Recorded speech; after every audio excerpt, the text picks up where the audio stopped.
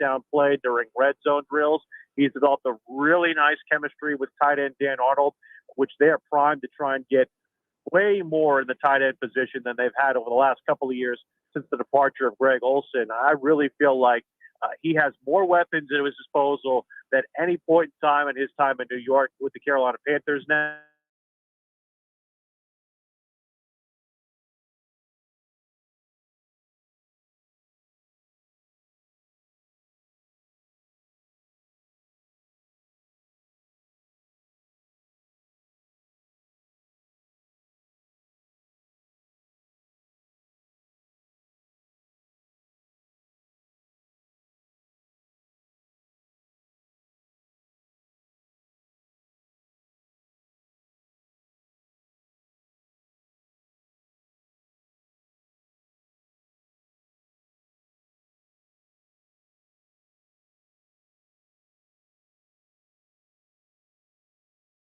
By design from them, but he had a play where basically Taylor Moton cleared out the entire right side with one block, and John Miller did the same. And he had a hole to run through that was as big as wide as the state of Montana, and he burst through it and ran about 66 yards for a touchdown. He looks really, really smooth and polished, and I also feel like too, you're really seeing how much of an effect his absence had on that offense a year ago. I won't necessarily know how much we see of him this entire preseason because I know they want to at least preserve his health, but make no mistake about it, Rob, he's a big part of what they want to do offensively. Let's talk about the defense. Of course, the Panthers picking up former South Carolina standout J.C. Horn. How has he been doing in camp in his first season? He's a beast, Rob, honestly. I mean, he's somebody who I feel like once we saw him for the first time in minicamp and OTAs, he really just has this tall, towering presence. He's very, very wide and also very physical when it comes to being a corner. And that's one of the reasons why Scott Fitterer told us that's the reason why they chose him over Patrick Surtain and why they feel like he can be a cornerstone piece of this defense. You know, the one thing about him, there are a couple of things that he's still working on in terms of trying to get himself NFL ready. His technique needs a little bit of a tweak. They do more of a straight back pedal in the National Football League scheme with a Phil Snow's defense, whereas he was more angled toward the sideline at South Carolina. So he's working on that technique. And also, when it comes down to just his technique overall and actual pass coverage, he's a little more grabby than they allow you to be at the NFL level because those illegal contact penalties aren't necessarily called in the college game as much.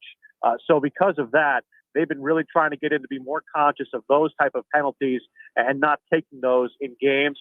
They've had NFL refs here for the better part of a week and a half, so you've seen him kind of fine-tune his game to what exactly they call at the NFL level in terms of legal contact. But once he gets those particulars out of the way, he's going to be a big part of what they do defensively. He already has 3 interceptions, including 2 off of Sam Darnold. So he's got a nose for the football. He's great instinctively, and I feel like this pick will be justified for the Panthers over the course of the season. I know a lot of people had their thoughts about Justin Fields and other ways the Panthers could have gone. I don't think that J.C. Horn is going to look at this and say, or the Panthers fans are going to look at this and say they erred wrong because of the fact that they still got a very great player and somebody who can be a part of their defense for the next 4 or 5 years, maybe even beyond. All right, so the big thing, though, is that with J.C. Horn on that side of the ball, tell us about some of the other defensive leaders for the Panthers in camp. Well, one other guy who's kind of helped him along is Dante Jackson. Of course, Jackson last year had turf toe, so he's been really great in the tutelage of J.C. Horn, and having him back healthy will do wonders for a unit that was much maligned a year ago. They had to thrust Troy Pride into the mix before he was really even ready to do so. Now, Pride is a guy who's actually fighting to see the field because of how deep that cornerback room is. They added A.J. Boye, even though he's been hampered with injuries here as of recent memory. So we'll wonder whether or not he's going to make his way back in. But it's all about this defensive line and pass rush right now. Brian Burns now has a running mate that he can count on with Hassan Reddick on the other side. They have Reddick listed as an outside linebacker, but their base defense is going to be more of a 4-3 underlook. So they'll basically play with kind of 5 guys across the line, with Reddick acting as a stand-up end. Morgan Fox will be along his side, kind of playing a little bit more of an inside shade on the tight end or outside shade of a right tackle. So that'll be interesting to see how they scheme that up in certain situations. They are down a linebacker right now in Denzel Perriman, so they've had to move some things around. Jermaine Carter, who came on very much at the end of last year, has been running with the ones at that position. They just signed a guy today, Josh Fines, to try and at least help them depth-wise at linebacker. And also on the interior, the addition of Daquan Jones will really provide a nice running mate on the interior for Derek Brown, who we also saw make big strides, became more than just a space eater. He actually developed some pass rush moves that are NFL level. And if you have the ability with Jones, with Brown, Burns, and Reddick across the line, teams are going to have to pick their poison on who they try to double. And once they find that poison when it comes to the double, then you're going to have one-on-one matchups for guys like Burns and Reddick on the outside. And that should provide very advantageous matchups for the Panthers to win, especially in the pass rush.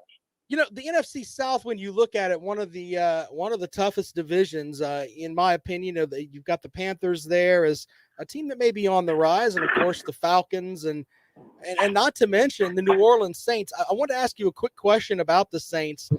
The transition that they're going to make from Drew Brees, basically an all-world quarterback, to maybe Jameis Winston is going to be the guy that gets the snaps, maybe Taysom Hill, but do you think they're going to be able to make that transition and still be a team that can compete at the top of the South? Not just the quarterbacks, Rob, but that entire team has gone through a lot of turmoil when it comes to their offseason. Of course, the departure of Drew Brees, very paramount, but they lost a couple of big pieces on defense, including defensive tackle David Onyemata, who will miss the first 6 weeks for a suspension for performance-enhancing drugs. You have the situation involving Michael Thomas at wide receiver, and just other defections, like they lost both tight ends. Jared Cook is no longer there, the former South Carolina product. And you're also having some parts of that roster that they really counted on that are no longer there in New Orleans. Yes, they still have Alvin Kamara, but can Jameis Winston rid himself of the turnover bug that he had in Tampa Bay? Or can Taysom Hill actually prove that he's more than just the third world country version of Steve Young? Because I understand that Sean Payton thinks very, very highly of him. I saw nothing last year that really proved to me that he's worth the prowess festooned on him by the punchable face that is Sean Payton. I feel like this team is in line for a bit of a downturn, which leaves kind of an unclaimed territory for second place in the NFC South. I believe the Panthers are right in the thick of it because of the way their schedule plays out. They get the Saints early, which I also feel like is very advantageous for them. They get them early and they get them at home. And they've also fared pretty well. I mean, when you think about the type of success that the Saints have had leading up to before last year, they had been kind of the dominant team in this division before the Bucs came on and won the Super Bowl a year ago. For all that dominance, Panthers have actually kind of held their own in the Louisiana Superdome. They've had basically a 50-50 record in the entire series existence. So as a result, I feel like Carolina finds themselves in a prime position to take that second spot in the division. I think their roster is better than Atlanta's. I think Atlanta has some also other defections that they haven't been able to replenish, especially defensively, and that offensive line is still highly unresolved. Yes, they got Kyle Pitts. Yes, they still have Matt Ryan, but you wonder if they could, number one, run the football well enough and effectively, and if they can stop anybody defensively. And I have my significant doubts on both of those areas. Will Pelagic from WFNZ in Charlotte, of course. They can follow you on Twitter where, my friend? At Willie P. Style, IEP Style. We actually just crossed the border from Cincinnati, Ohio into Indiana. So I'm officially in the Hoosier state, if you will. Watch out for the children of the corn, sir, as you make your way up there, all right? Will do, man. Appreciate you. Thank you, Will. I appreciate it, man. Thanks so much. Uh-huh. All right, there you go. Will Pelagic from WFNZ doing a little bit of talk on the Carolina Panthers, and I wanted to talk a little bit with him, and we did, about J.C. Horn and his impact for South Carolina. You know, the first defensive player picked in the draft was from South Carolina. He went to the Panthers. There was a lot of talk. Maybe they should have gotten Justin Fields. Yeah, not so much. He is playing his butt off up there in camp. May end up being a good pick there for the Panthers. All right, I'm going to get back to my college football stuff because I've got plenty of that. 247 Sports put some stuff out today that kind of made you go, huh? We'll get into that. Also, there's some preseason bowl projections that we're going to have to put on our bookcase of accountability. And I got a couple of little things that we'll get into today here on the rundown. Be sure to follow me on Twitter. I'm at Rob Sounds Good. Quick break. When we come back, we'll talk about some SEC projections, some preseason bowl projections, and more right here on Fox Sports Radio 1400.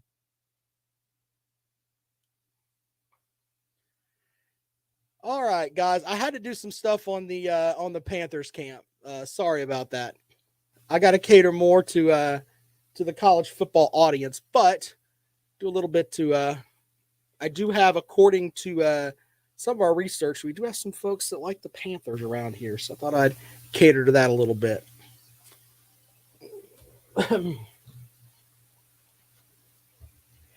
don't know what you're talking about, Jeff. It's the first time I've seen you write in English that I can actually read, but I'm not sure what you're talking about.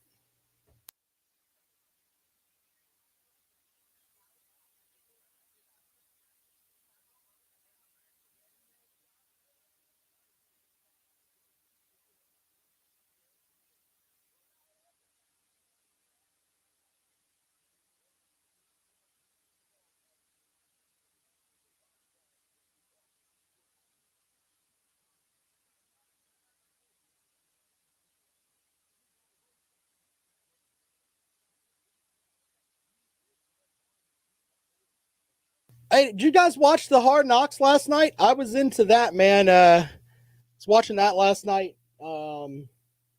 Dak Prescott, he seems to get hurt a lot, but he's all right. I don't have a problem with that, Dak Prescott. Just the vibe I got from him there.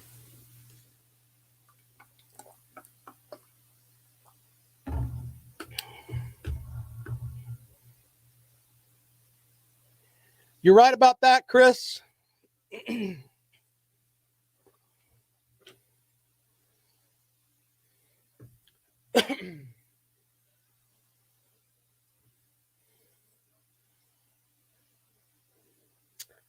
I don't. Maybe it's just me. I think that the defensive line is pretty good. When you look at South Carolina, the only set of them that, in my opinion, is kind of SEC ready is that defensive line. The rest of the team is people buying into Luke Doty like he's the greatest thing ever. I'm not buying that at all. And by the way, for you Georgia fans, last night I watched some more JT Daniels tape, and I know you guys think I was trolling you yesterday. Connor Bazelak for Mizzou throws a better ball than JT Daniels. Get pissed at me, and I'm just being honest. If you look at the two and you take the uniform off of them, Connor Bazelak is the guy that you would want. Big, tall kid, and he can fling the ball, man. I'm just saying. I'm not trolling. I'm telling you. JT Daniels is not as good as you think he is. I've got one more game to watch with him, but I watched the Mizzou game last night that he played in, and I got to watch Bazelak, and Bazelak looks like a much better player, in my opinion. Just, All right, welcome back to the Rundown on Fox Sports Radio 1400. Around the world on the iHeartRadio app. Some projections for the SEC, and once again, these are going. I'm going to get the big voice guy. We got a big voice guy that I can get to. I want him to say something like bookcase of accountability. I want to have that with like the big movie trailer voice, and I'm going to have it over there. I'm going to put a sign on this, the bookcase of accountability, with all the crap that I get that, people put out their projections. And some of these folks are they literally are trying to get mouse clicks. It's really funny. So, but anyway, I do respect Brandon Marcello from 247 Sports, and he wrote the way that he did his projections was very simple. He talked about, he does each division, and he did his confidence in the way that, in what he projected. So here's what he came up with. In the West, he's got Alabama at 1. I don't think anybody's really going to argue that. Texas A&M at 2. He has got LSU at 3. Here's the interesting thing he said about LSU. He says they're loaded. Talent is not an issue. Experience is abundant. Nearly 20 stars return. And I know that LSU fans are going to tell you, Bo Pelini screwed us up. I get that. And trust me, you got the two, and I've said this before, you got two guys that are going to be, I think, first-round picks in your secondary, but your secondary was terrible last year. Can they get that funk off of them? Because it's going to be a funk. I mean, that's just the way that it is. You know, I think Max Johnson's going to do fine at quarterback. I think they got plenty of quote-unquote talent. But all that talent on the field last year, you thought that they would be a little bit better. They blame it on Bo Pelini. I think that you got to give some of that to Coach O. I mean, he didn't interview some of his assistants. One of the dumbest things you could ever possibly say. They've got LSU finishing 3rd. I think that may be judged on talent. I think that's low. I think they finished 2nd because I'm not buying Texas A&M, in my opinion. I kind of like Ole Miss a little bit more than Texas A&M. I think Ole Miss this year, remember like the Canadian Football League where you've got like a point a minute. That's basically what I think they're going to have with Ole Miss. I think that's kind of the vibe that they're going to go with. And Matt Corral is probably going to be the best quarterback in the SEC, flinging the ball all over the place. And they're going to score a lot of points. And the mentality is going to be, look, we're going to give up 38, but we're going to score 45. And they're going to win games like that. I truly think that's what's going to happen with them. So they are losing Elijah Moore, which was a guy that was really, really special to them. They did pick up a Western Kentucky transfer, Yakur Pearson. We'll see if he can fill the spot there. That spot there for them. But I think that Ole Miss, I think they're going to be a little bit better than that. So my full rankings, too, will be on the bookcase of accountability. Don't forget that. We'll have that before the season starts. Also, Arkansas, a team that, I'm not buying into the whole Arkansas thing. But they do have them ahead of Auburn and Mississippi State, which, I don't know if I'm buying that or not. I got to give the Pirate his due. His second season, he gets no respect wherever he goes. He's one of the most brilliant minds in college football on the offensive side of the ball. Can you imagine? Just sit back and imagine for a second.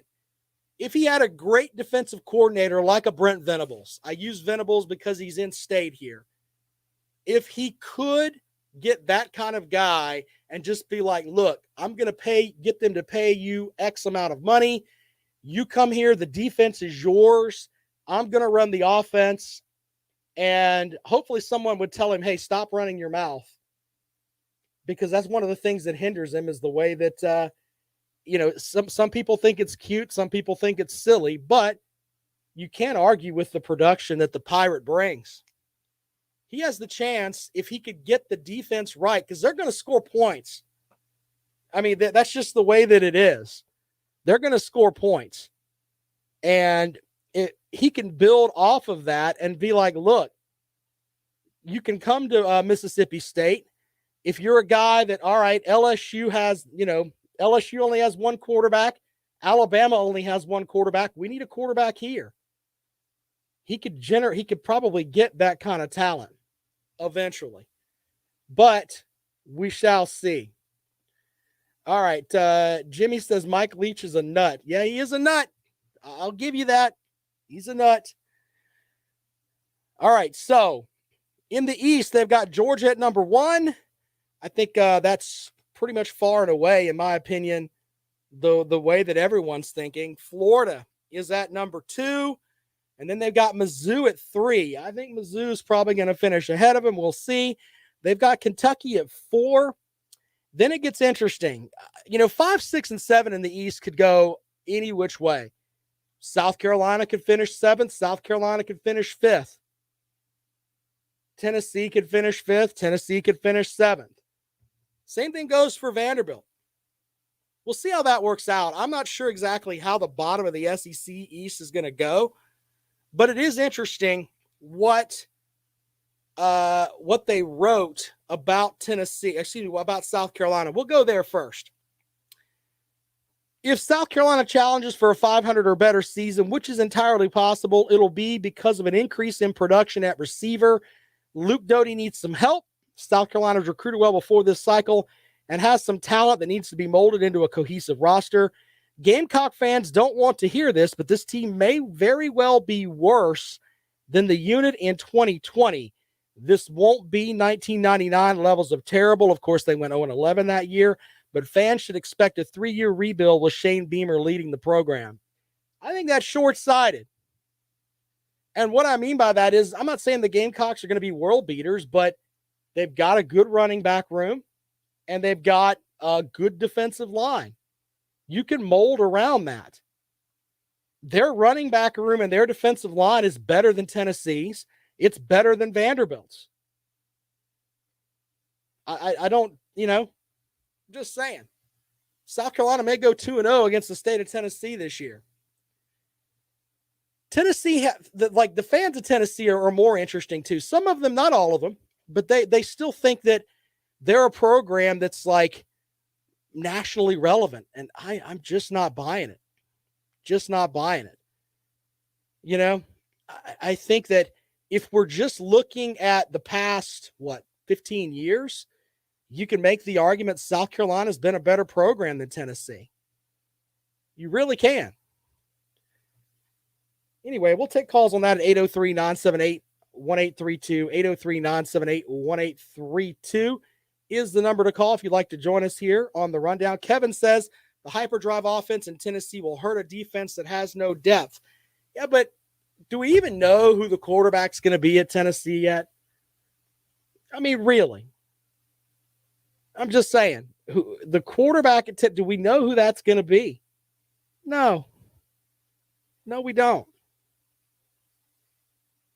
I mean, it's just the way that it is. So I thought that was interesting. And the other thing he talks about with Tennessee too, the most difficult year of Heupel's coaching career might be just year 1 in Knoxville. Expecting a winning record with the NCAA hovering around and players jumping ship is ambitious. He's got them at 6-6. I just don't see that. I think that Tennessee's losing to Pitt. I think they're losing to South Carolina. I think the best chance they have for a conference win is Vanderbilt. Just saying. This is the year like, what was the old Mary Poppins reference? The spoonful of sugar makes the medicine go down. Tennessee's taking their medicine this year, and they don't get any sugar. They just hope that they can beat Vanderbilt and then move on. And then we can talk about the hyperdrive offense and what Josh Heupel can bring, all of that. I'm fine with that. But Tennessee, the way they should look at their program this year is, can we get through the season and not look like, not have horrible headlines, not have more McDonald's bag stories, deal with whatever the NCAA brings us, and look somewhat respectable on the field and beat Vanderbilt. If all of that happens, then it's a good season for Tennessee. I mean, it's just, if you're a Tennessee fan, that's the way you should look at it. Megan online says, I'm going to have UT fans waiting for me in the parking lot. I'm not worried about UT fans. Remember when Tennessee used to be a proud fan base? Seriously. Like they would point blank, they knew their football. And they would say things like, you know what, we're right there, and we're one of the better programs. I'm talking back in the Peyton Manning days and T. Martin and all those guys. It just doesn't seem that way anymore. Someone told me something the other day, and it kind of made sense. Tennessee won a national title with T. Martin. His son is now a rookie in the NFL. That's where you are with Tennessee. Just saying. You got to look at it from that perspective. I'm not ripping on Tennessee. I'm just saying they got a lot of work to do. And the idea that they're just going to transition into a 6-6 season after what they had last year is silly. I just think it's silly. I really, really do. We've talked about the numbers. We talked about the vibe that's at the program. Their punter said, you know what? I'd rather finish out at Memphis than play at Tennessee. I mean, come on, man. It's just silly, in my opinion. All right, we'll take calls on that at 803-978-1832, 803-978-1832. You know, you can pin this to the bookshelf of accountability. Mizzou's going to have a better year than Tennessee. And there's a section of folks that are like, Mizzou doesn't even belong in the SEC. And I get that. But what Coach Drinkowitz is doing up there is what Tennessee which should inspire Tennessee. They should look at what Coach Drinkowitz is doing, but look at it from the perspective of, hey, we have a little bit more tradition than Mizzou does. But they should look at what he's doing up there and think that's what we want to do. They should be the version of Mizzou that can actually get talent. That's what Tennessee should aspire to be. Right now, not so much. Quick break, and we come back. We'll look at some of these bowl projections right here on the rundown. This is Fox Sports Radio 1400.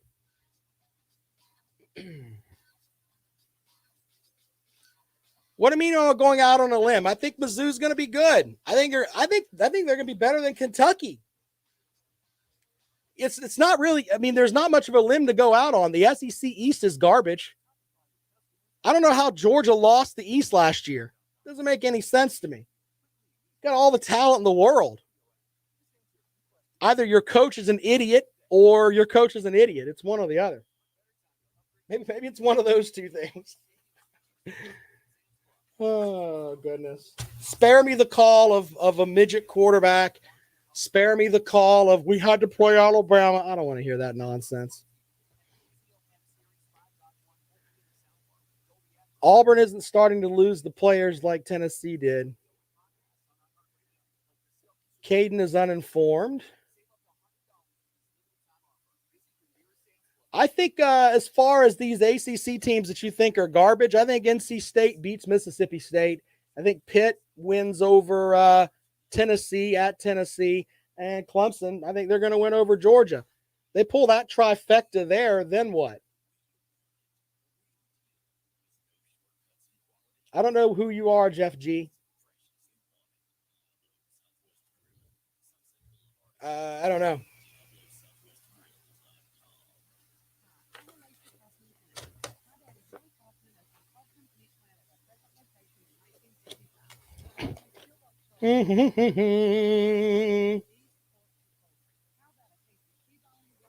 Oh, yeah. I'll highlight that. You're right. Megan, I can admit when I'm wrong. There you go. Yes. Yes, you are correct.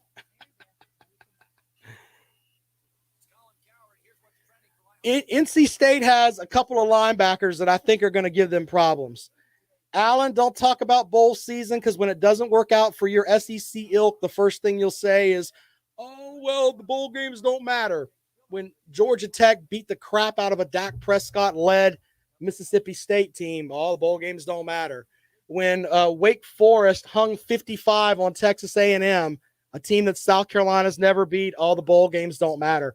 Find something different, sir. Find something different.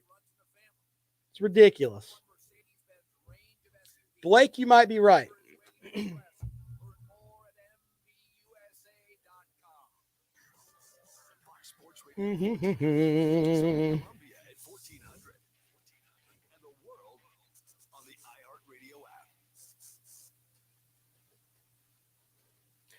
Welcome back to the rundown on Fox Sports Radio 1400 around the world on the iHeartRadio app. My name is Rob Sanders. Thanks for joining us today. I'm on Twitter at Rob Sounds Good. Be sure to follow me there. My guest from earlier today, Will Pelagic, be sure to follow him too if you're a Carolina Panthers fan. He is on the beat for the Panthers. Had some great things to say about J.C. Horn. If you missed that, go and check out the podcast. It'll be up at about 5:00 today. You can subscribe wherever you get your favorite podcast. Just look for The Rundown with Rob Sanders. It's on the iHeartRadio app. iHeartRadio app is awesome, by the way. You dial it up, you can listen to literally whatever you want. Whatever you want. They've got there's podcasts out there for everything. If you are if you're a Tennessee fan and you don't like what I said about Tennessee, you can find a Tennessee podcast that will tell you that Tennessee is the most awesome program in the history of the planet. And you'll find that there. But I mean, whatever you want is on the iHeartRadio app, including tons of music, all kinds of great stuff. All right, let's look at some of these bowls. Bowl projections are always fun to me because, to put a bowl projection out there and to write that, I tried to write a bowl projection piece a couple of years ago, and it's just too hard. I mean, it really is. To put something out there and to try to put any intelligent thought into it, it's just hard because you don't know anything about injuries. You don't know about coaches that are going to quit. I mean, you just don't know. You can't figure out what dumpster fires are going to come during the season. You just can't. So they're hard. But when someone puts these out, I like to look over some of these. It kind of gives you something to think about. And you get to look at some of the matchups. So the first matchup that is interesting is the Boca Raton Bowl, App State and Liberty. Not bad. I can get into that. 2 G5 teams going at it. Why not? Some other matchups that might be interesting. The Los Angeles Bowl. First of all, let me put this out there. There are too many bowl games. I think we all can agree upon that. Way, way, way too many bowl games. But since we're going to have them, this is the best part about the one of the parts of the holiday season. You can literally turn on a bowl game every day. Yes, it's the Los Angeles Bowl. Caden asked online. It's the Los Angeles Bowl, where you're going to have Boise State, a team from the Mountain West, and Louisville with Coach Satterfield. What a mess. All right, so when you look at that, you're like, all right, maybe. The New Orleans Bowl, Louisiana Tech versus Louisiana. That game will sell out. I kind of like that one. The Myrtle Beach Bowl, if these two teams get into this game, it will sell out. Coastal Carolina getting the nod to stay at home.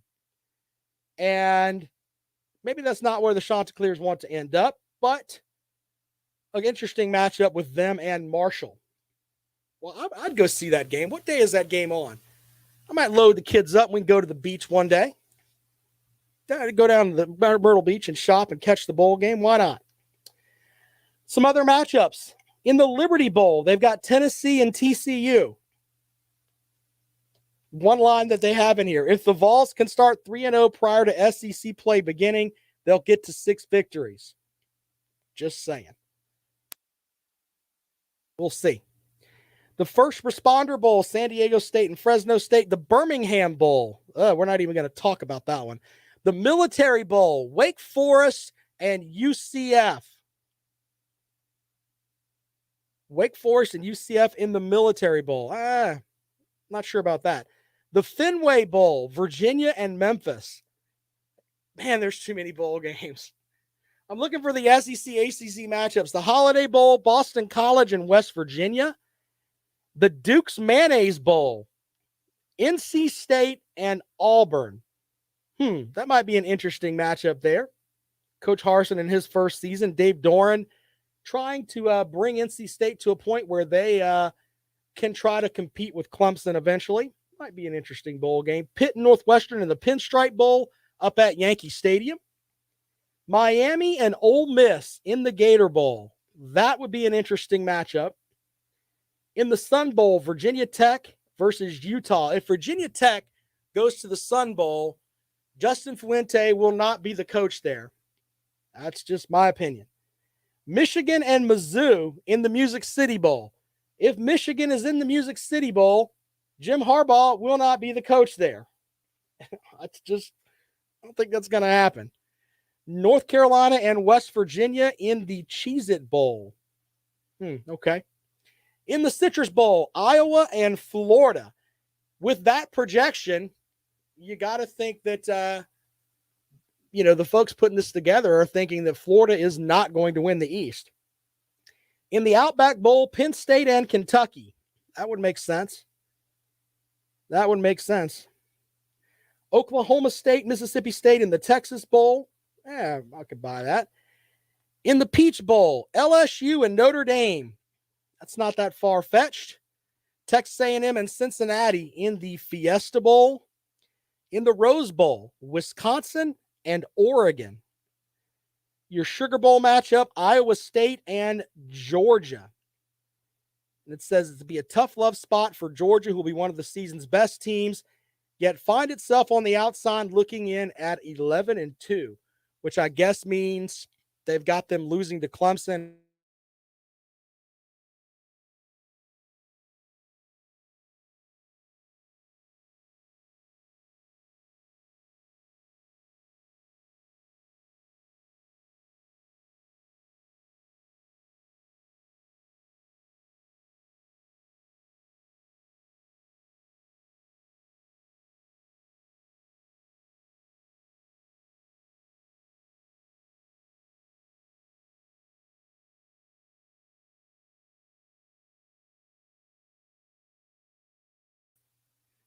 So there we go with that.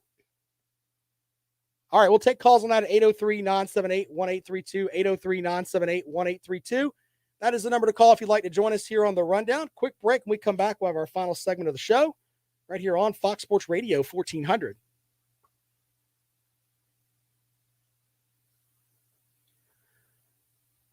Jeff, Jeff, I understand that you want me, what's Georgia won? 42 out of 60 matchups against Clemson. Why don't you go and hang that banner in your stadium? Because that's the only football tradition you have other than Herschel Walker. The rest of your program is garbage. The best thing that you have, Jeff, is your head-to-head win over Clemson. Let's all clap for you. Yay, Jeff. Yay. Nothing else you have is worth a damn. Nothing else you have, sir. At other schools, they talk about things like national titles. Georgia has what is it, 40 years now? No, I'm not trolling. I'm telling the truth. Your football program has talent, but a dumb coach and a fan base that doesn't understand you're so-called an elite program, but you can't even win your damn division. So stop with the nonsense. You've won 42 out of 65 games against Clemson. Clemson is a better program. 2 titles in the last 5 years. Where are your 2 titles, sir? Where are they at? You don't have them because your program is hot dog water garbage. And that's the truth. That's the absolute truth. If you think that your program is better than Clemson, sir, then you are stupid. Winning national titles is not important to you.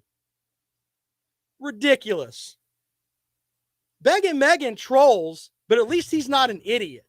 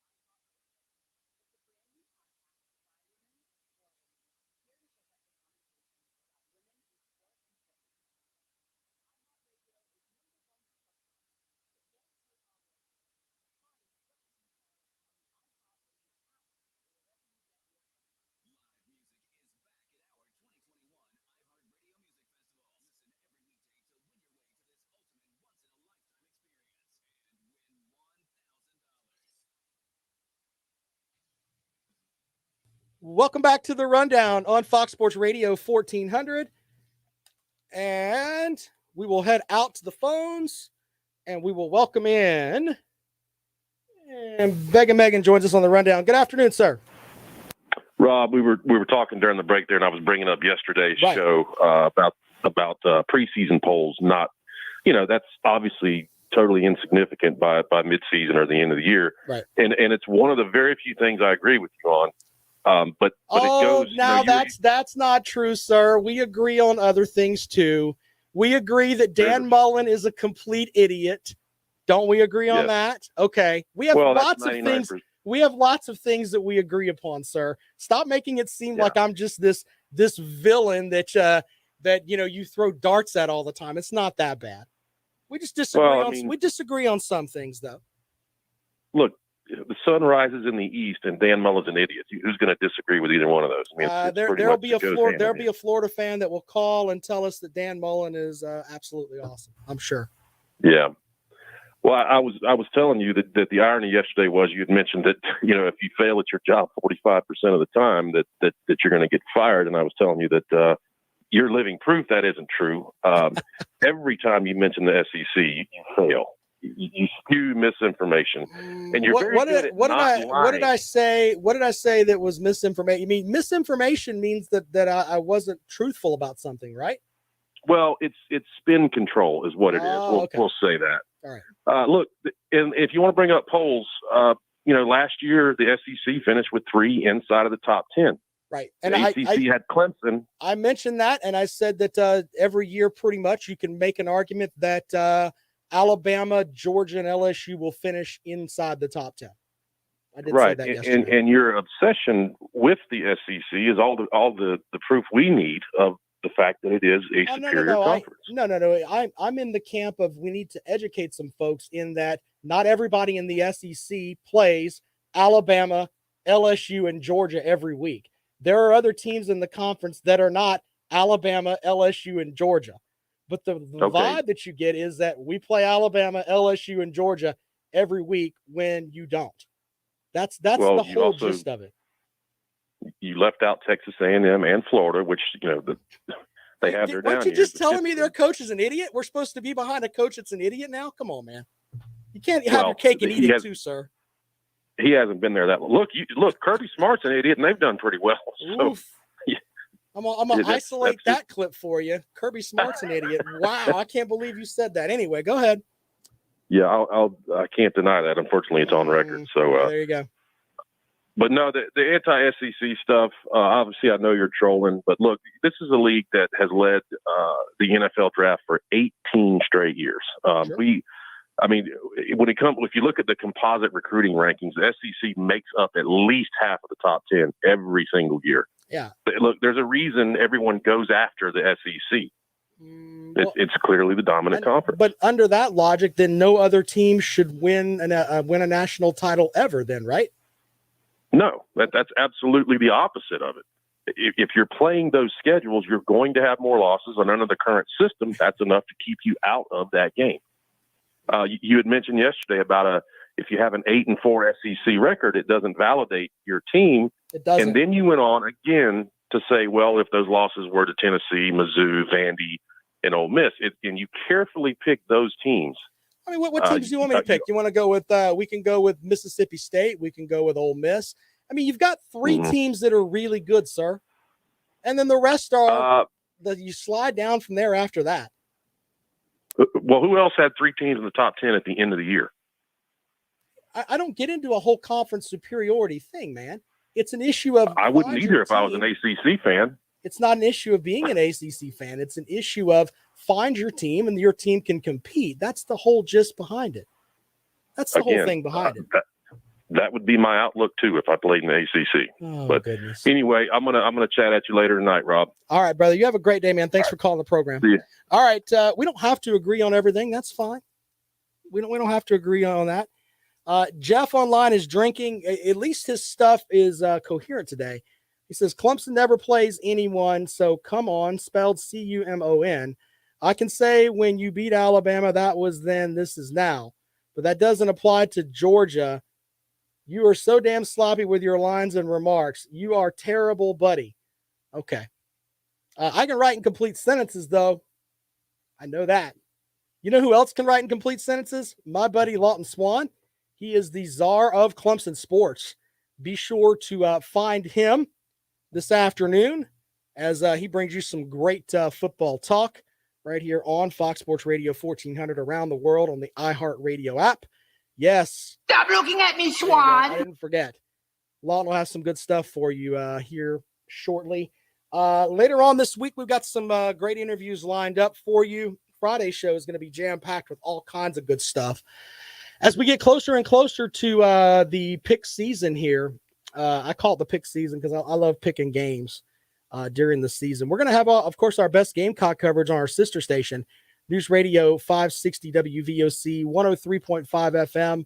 I'll be doing pre- and post-game coverage of every South Carolina matchup. Everything you need to know about the Gamecocks, we take care of you over there on our sister station. Myself, Christopher Thompson, who lives here during football season.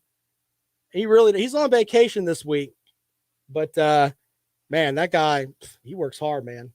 We all work hard on the Gamecock coverage, and we look forward to bringing you some great stuff here throughout the fall.